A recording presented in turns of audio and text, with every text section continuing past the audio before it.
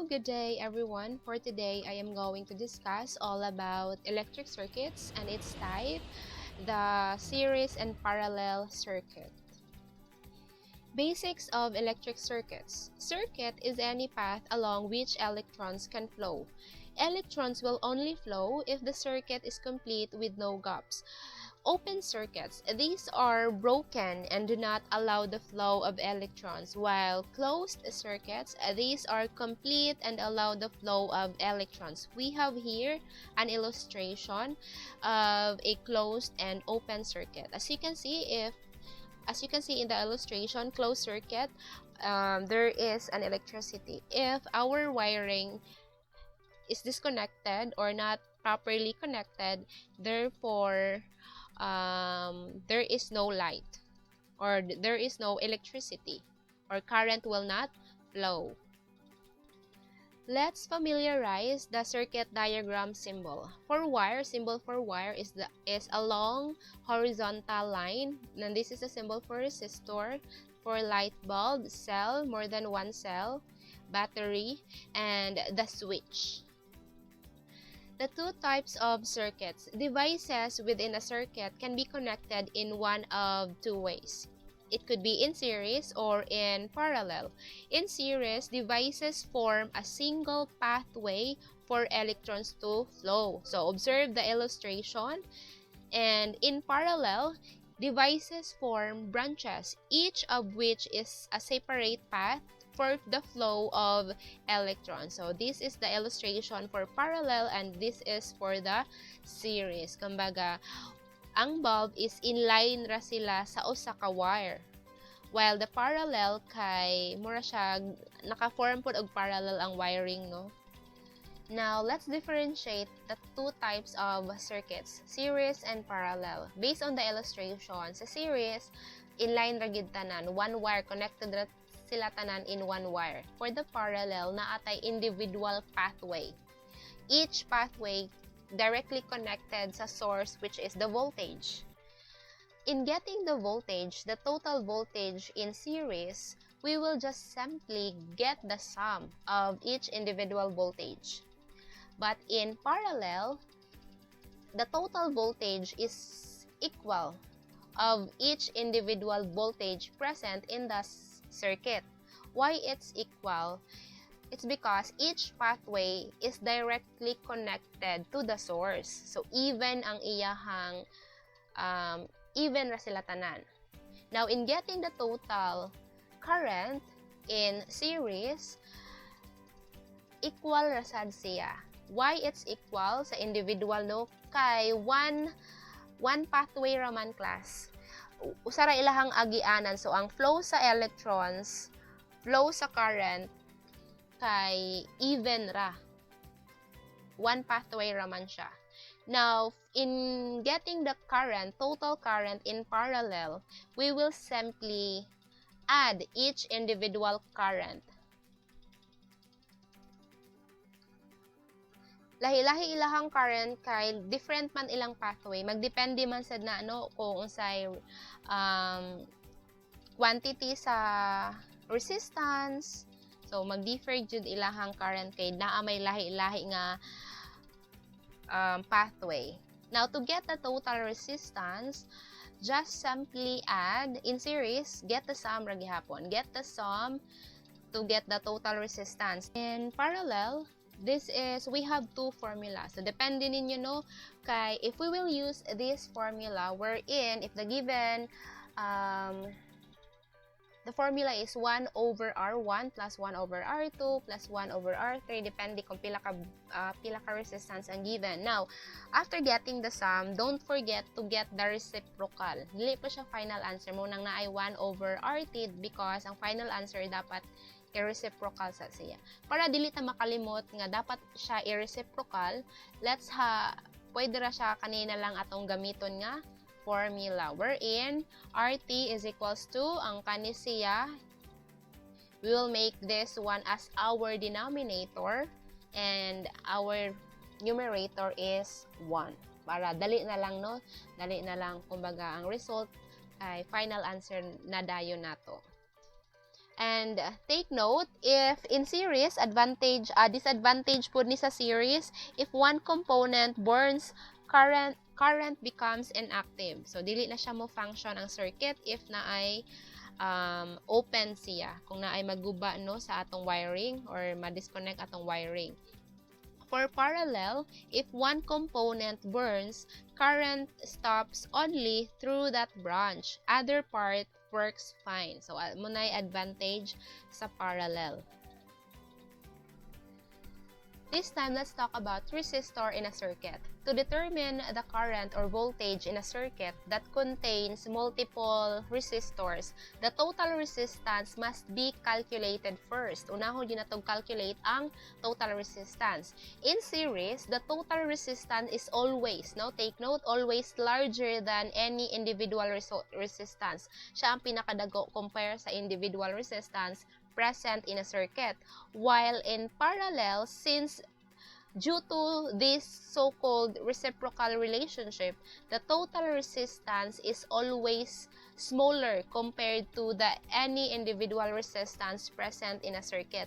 Kay tungod giparallel man iyahang connection, daghan na og pathway magkagamay gyud iyahang total resistance. Now, it's solving time. Example number 1, calculate what is asked below through the circuit. First is to get the total resistance. Second, total current. Third, potential difference or total voltage. And last is the total power. And based on the illustration, it is under series, or our circuit is series circuit. Okay, we have here a table. So we will complete this table for us to answer the questions asked in this problem. So this table is called VERB table. VERB stands for voltage, current, I, R, resistance, and P, power. Now, according sa ruling, no, katong resistor in a circuit, we need to calculate resistance first.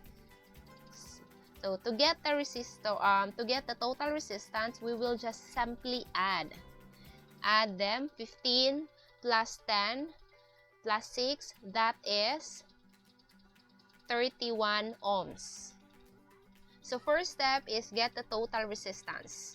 After that, we need to get the total current. And take note, using this magic triangle, for us to get the total current, we will just simply divide voltage, total voltage divided by current. Why? Because we know that in series circuit, individual current is just equal to the total current. So, the same na ni atong entry diri nga column. Okay? So, divide, the answer is, get the quotient, the answer is 10 divided by 31, we have 0.32 ohms. So, kuan lang, 2 decimal places. Practice, 2 decimal places. And since we know the total current, and in series, equal man siya, no? Equal siya kay 1 raman iyang pathway. So, input After that, we can get the voltage, individual voltage. The formula would be just simply multiply current times resistance. So, kani siya, kini nga column times this column. 0.32 times 15, that is 4.8 volts. 0.32 times 10, that is 3.2 volts. 0.32 times 6 ohms, that is 1.92 volts. Now, one column left. To get the power, we have the formula is P6. Remember, P6, just simply multiply voltage times current. So, kaning second column times the third column. Okay, let's get the product.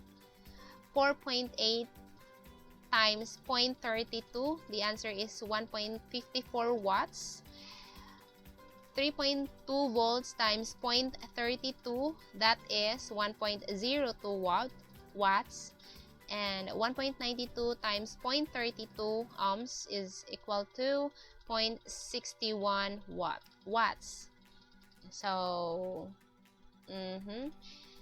pwede rano, duha ang process to get the total, by the way. Pwede ka mo use a formula or just simply get the sum. O, yung ana siya. Duha ang process in getting the total power. Pwede nimo siya i-add, pwede siya nimo siya i-follow ra gihapon ang formula.